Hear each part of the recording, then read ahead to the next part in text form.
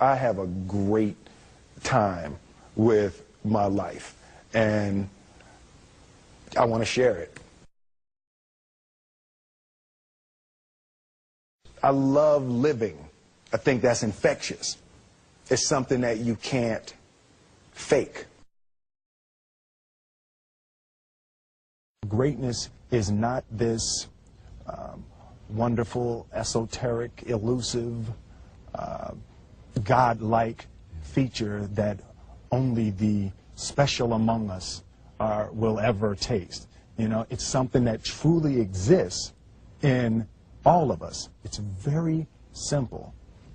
This is what I believe, and I'm willing to die for it. Yeah. Period.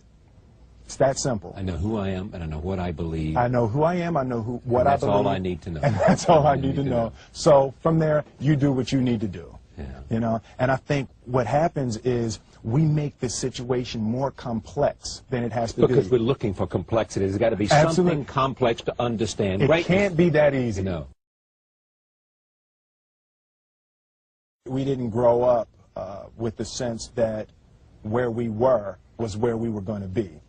You know, we grew up with the sense that where we were almost didn't matter because we were becoming right. Something greater.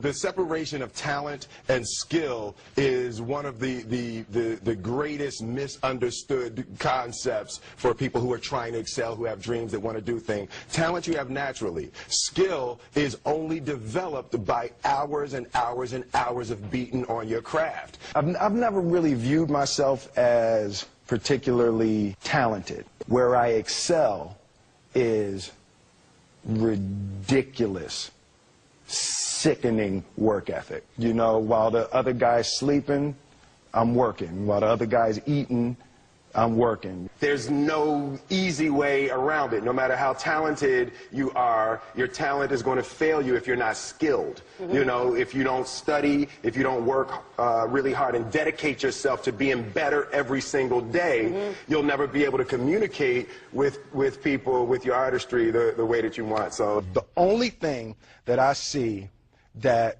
is distinctly different about me is I'm not afraid to die on a treadmill. You might have more talent than me, you might be smarter than me, but if we get on the treadmill together, right, there's two things. You're getting off first, or I'm going to die. It's really that simple. One summer, his dad tore down a brick wall on the front of his business and told 12-year-old Will and his 9-year-old brother to rebuild it, a job they said was impossible. It took them 1.5 years, but they did it. And he said, now don't you ever tell me it's something that you can't do. You don't try to build a wall. You don't set out to build a wall. You don't say, I'm going to build the biggest, baddest, greatest wall that's ever been built. You don't start there. You say, I'm going to lay this brick as perfectly as a brick can be laid. Yeah. And you do that every single day. And soon you have a wall. And soon you have a wall.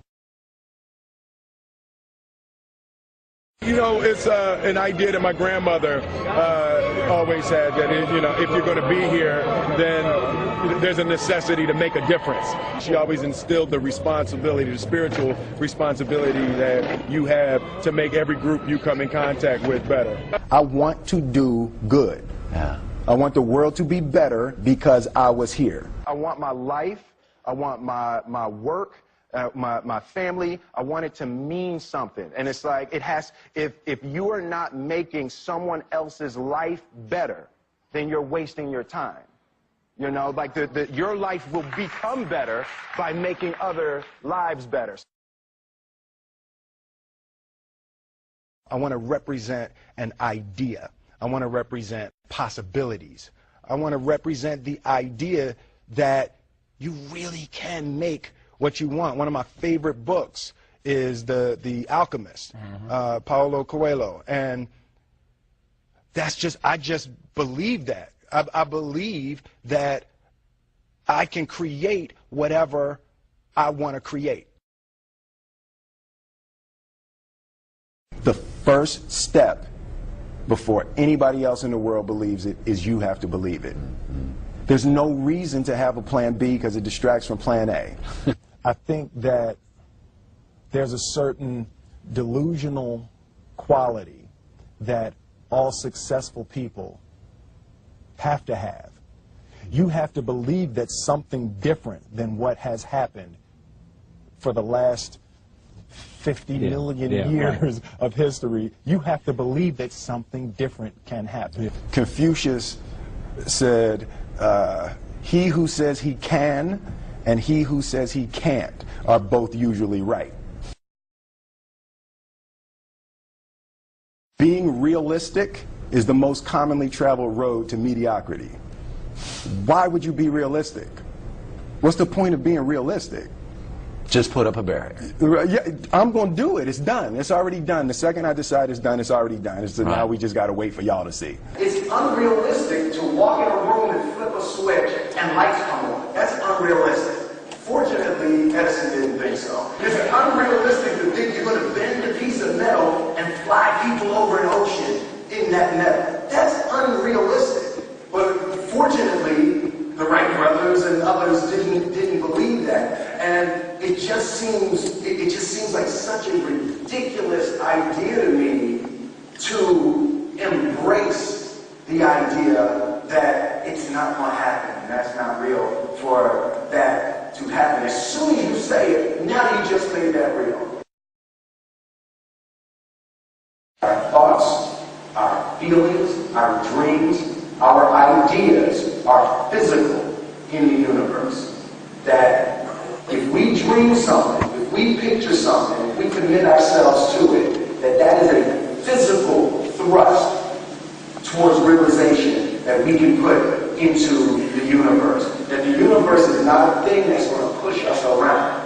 That the world and people and situations are not something that are going to push us around. That we are going to bend the universe and command and demand that the universe become what we want it to be. I study the patterns of the universe. There's a redemptive power that making a choice has, you know, rather than feeling like you're at effect to all the things that are happening. Make a choice. Like, you just decide what it's going to be, who you're going to be, how you're going to do it. Just decide. And then from that point, the universe is going to get out your way. It's like it's water. It wants to move and go around stuff, you know. You know, there's a flow of the universe that I've grown to know just how to go with it. I realize that to have the level of success that I want to have, it's difficult to spread it out and do multiple things. It takes such a desperate, obsessive focus. You really got to focus with all of your fiber and all of your heart and all of your creativity. I'm motivated by fear. Fear. You know? Fear of what? Fear of fear. I hate being scared to do something.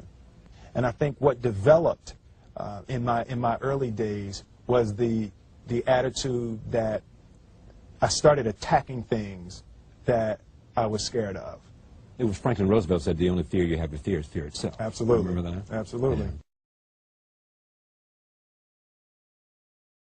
You can't be scared to die for the truth. The truth is the only thing that's ever going to be constant.